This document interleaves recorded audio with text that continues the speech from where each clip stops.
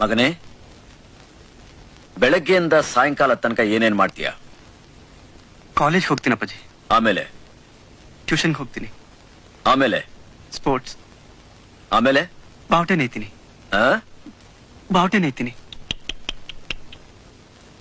ಎಷ್ಟೊಂದ್ ಕೆಲಸ ಮಾಡ್ತೀಯಪ್ಪ ನೀನು.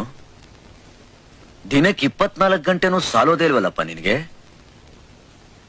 ಹಾಗಾದ್ರೆ ಬಾಂಬ್ ಹಾಕೋದಕ್ಕೆ ಸಮಯ ಎಲ್ಲಿರುತ್ತೆ?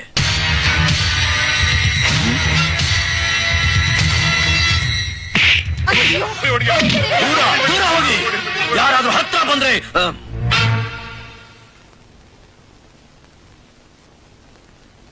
ಹೇಗೆ ಹೇಗ್ ಸಾಧ್ಯ? ಇಂಥ ಒಂದು ವಿಷದ ಹುಳು ನಮ್ಮ ವಂಶದಲ್ಲಿ ಬರೋಕ್ ಹೇಗ್ ಸಾಧ್ಯ? ದೇಶದ್ರೋಹಿ, ಸಮಾಜ ಕಂಟಕ, ಸಿಂಹದ ಹೊಟ್ಟೆನಲ್ಲಿ ಸೂಲಂಗಿ ಹುಟ್ಟುಬಿಟ್ಟಿಯಲ್ಲೋ. ನಮ್ಮಪ್ಪ ಮುತ್ತಪ್ಪ ನಾಯಕ ಬ್ರಿಟಿಷ್ನವ್ರಿಗೆ ಸಿಂಹ ಸ್ವಪ್ನವಾಗಿ ಸ್ವಾತಂತ್ರ್ಯಕ್ಕೋಸ್ಕರ ತನ್ನನ್ನು ತಾನೇ ಬಲಿ ತಗೊಂಡ ವೀರ ಗಂಡುಗಲಿ. ನಿಮ್ಮಪ್ಪ ದೇಶ ಸೇವೆನೇ ಈಶ ಸೇವೆ ಅಂತ ನಂಬ್ಕೊಂಡು ಬದುಕ್ತಾರೋ ಪ್ರಾಮಾಣಿಕ ವೀರಪ್ಪ ನಾಯಕ. ಇಂಥ ವಂಶದಲ್ಲಿ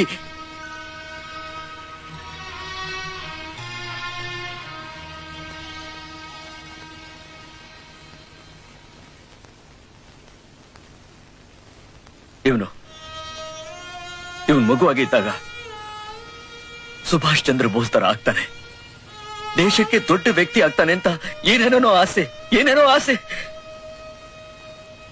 ಆದ್ರೆ ಇವನು A few moments later. ಏನ್ ಹಾಗೆ ನೋಡ್ತಿದ್ದೀರಾ? ಬಹಳ ಮಾತಾಡ್ತಾ ಇದ್ದೀನಿ ಅಂತನಾ? ಏನ್ ಮಾಡ್ಲಿ ಸಾಹೇಬ್ರೆ, ನನ್ನ ರಕ್ತ ಕುದಿಯುತ್ತೆ. ನಿಮಗನ್ಸೋದಿಲ್ಲ ನಮಗ್ ಸಿಕ್ಕಿರೋ ಸ್ವಾತಂತ್ರ್ಯ ಸ್ವಲ್ಪ ಜಾಸ್ತಿ ಆಯ್ತು ಅಂತ ನಿಮ್ಗನ್ಸೋದಿಲ್ಲ? ಸ್ವಾತಂತ್ರ್ಯ ಅನ್ನೋದು ಅಷ್ಟೊಂದು ಸುಲಭವಾಗಿ ಸಿಗಬಾರ್ದು. ಅದಕ್ಕೋಸ್ಕರ ಕಷ್ಟ ಪಡ್ಬೇಕು, ರಕ್ತ ಹರಿಸ್ಬೇಕು. ಇಲ್ಲಿ ಹಾಗಾಗ್ಲಿಲ್ಲ. 50 ವರ್ಷಗಳ ಹಿಂದೆ ಬ್ರಿಟಿಷರ ಕೆಳಗಡೆ ನಾವು ಗುಲಾಮ್ರು, ಈಗ ನಮ್ಮವ್ರ ಕೆಳಗಡೆ ನಾವು ಗುಲಾಮ್ರು. ಇದಕ್ಕೆ ಹೆಸರು ಸ್ವಾತಂತ್ರ್ಯ. ಆಗಸ್ಟ್ 15 ನಮಗ್ ಸ್ವಾತಂತ್ರ್ಯ ಬಂತು. ಹೇಗೆ? ಅದ್ಯಾರೋ ಅದೇನೋ ಕೊಟ್ರು, ಅದೇನೋ ಇಸ್ಕೊಂಡ್ರು. ಏನ್ ಕೊಟ್ರು ಅಂತ ಅವ್ರಿಗೆ ಗೊತ್ತಿಲ್ಲ, ಏನ್ ಇಸ್ಕೊಂಡ್ರು ಅಂತ ಇವ್ರಿಗೆ ಗೊತ್ತಿಲ್ಲ. ಯಾಕೆಂದ್ರೆ ಅವ್ರು ಕೊಟ್ಟಿದ್ ಕತ್ಲೇಲಿ. ಅದಕ್ಕೆ ಅವತ್ತಿನಿಂದ ಇವತ್ತಿನವರೆಗೂ ನಾವೆಲ್ಲರೂ ಇರೋದು ಕತ್ಲೇಲಿ. ನಮಗ್ ಬೆಳಕು ಯಾವಾಗ ಬರುತ್ತೋ